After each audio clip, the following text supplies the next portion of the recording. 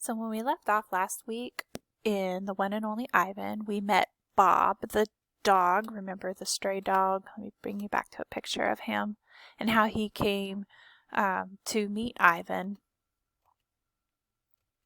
Okay, so here we are. It's wild. Once I asked Bob why he didn't want a home. Humans, I noticed, seem to be irrationally fond of dogs, and I could see why a puppy would be easier to cuddle with than, say, a gorilla. Everywhere is my home, Bob answered. I am a wild beast, my friend, untamed and undaunted. I told Bob he could work in the shows like Snickers, the poodle who rides Stella.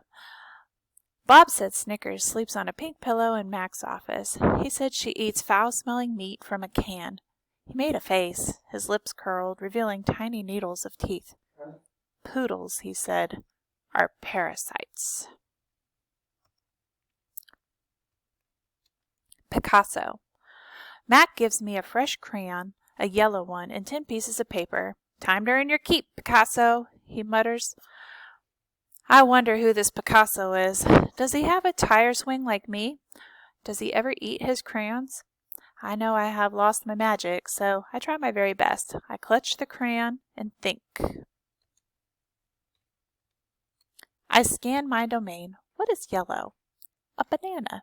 I draw a banana. The paper tears, but only a little. I lean back, and Mac picks up the drawing. Another day, another scribble, he says. 1 down, 9 to go. What else is yellow? I wonder, scanning my domain. I draw another banana, and then I draw 8 more. 3 visitors. 3 visitors are here. A woman, a boy, a girl. I strut across my domain for them. I dangle from my tire swing. I eat 3 banana peels in a row. The boy spits at my window. The girl throws a handful of pebbles. Sometimes I'm glad the glass is there. My visitors return. After the show, the spit pebble children come back. I display my impressive teeth. I splash in my filthy pool. I grunt and hoot. I eat and eat and eat some more. The children pound their pathetic chests. They toss more pebbles. Slimy chimps, I mutter. I throw a me-ball at them. Remember what a me-ball was? Sometimes I wish the glass was not there. I'm sorry I called those children slimy chimps. My mother would be ashamed of me. Julia. Like the spit pebble children, Julia is a child, but that, after all, is not her fault. While her father George cleans the mall each night, Julia sits by my domain. She could sit anywhere she wants, by the carousel, in the empty food court, on the bleachers coated in sawdust, but I am not bragging when I say that she always chooses to sit with me. I think it's because we both love to draw. Sarah, Julia's mother, used to help clean the mall, but when she got sick and grew pale and stooped, Sarah stopped coming. Every night Julia offers to help George, and every night he says firmly, "Homework, Julia. The floors will just get dirty again." Homework, I have discovered, involves a sharp pencil and thick books and long sighs. I enjoy chewing pencils.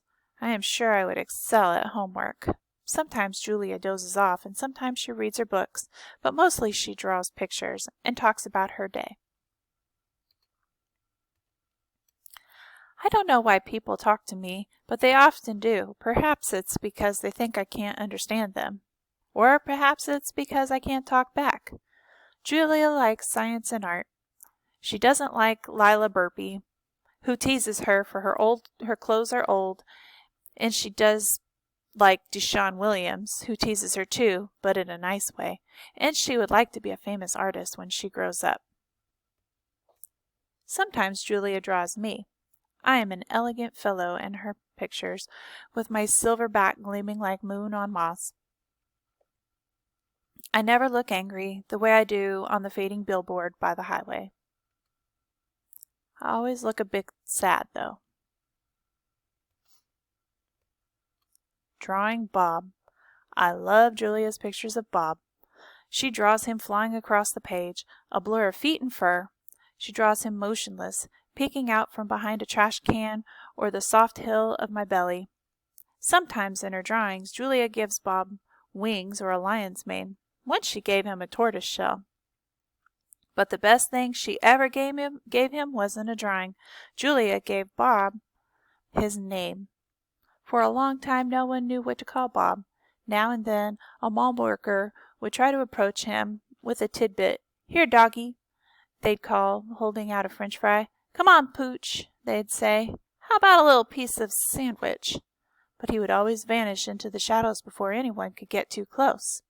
One afternoon Julia decided to draw the little dog curled up in the corner of my domain.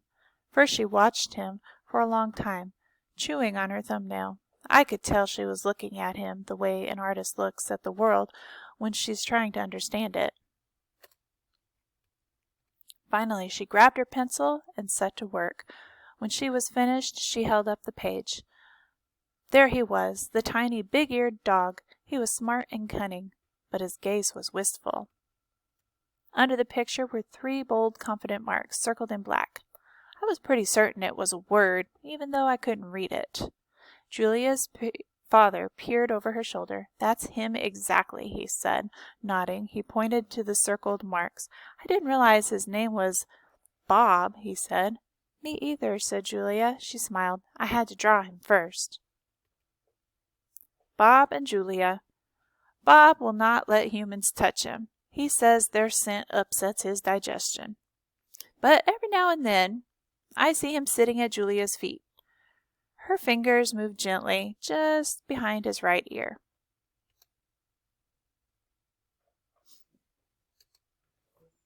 Mac. Usually Mac leaves after the last show, but tonight he is in his office working late. When he's done, he stops by my domain and stares at me for a long time while he drinks from a brown bottle. George joins him, broom in hand, and Max says the things he always says. "How about the game last night?" And "Business has been slow, but it'll get better, you'll see." And "Don't forget to empty the trash." Mac glances over at the picture Julia is drawing.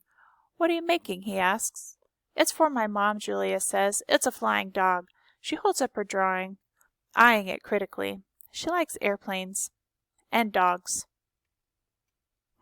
Mac murmurs, sounding unconvinced. He looks at George. "How's the wife doing anyway?" "About the same," George says. "She has good days and bad days." "Yeah, don't we all?" Mac says. Mac starts to leave, then pauses. He reaches into his pocket, pulls out a crumpled green bill, and presses it into George's hand.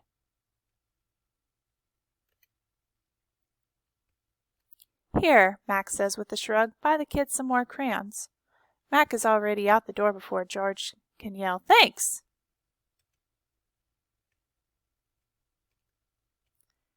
Not Sleepy.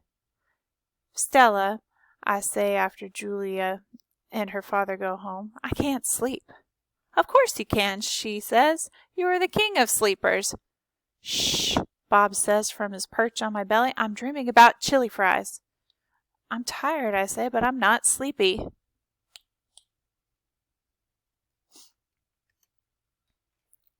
"What are you tired of?" Stella asks. I think for a while. It's hard to put into words. Gorillas are not complainers. We're dreamers, poets, philosophers, nap takers. I don't know exactly. I kick at my tire swing. I think I may be a little tired of my domain. That's because it's a cage, Bob tells me. Bob is not always tactful. I know, Stella says, it's a very small domain. And you're a very big gorilla, Bob adds. Stella, I ask. Yes? I noticed you were limping more than usual today. Is your leg bothering you? Just a little, Stella answers. I sigh. Bob resettles.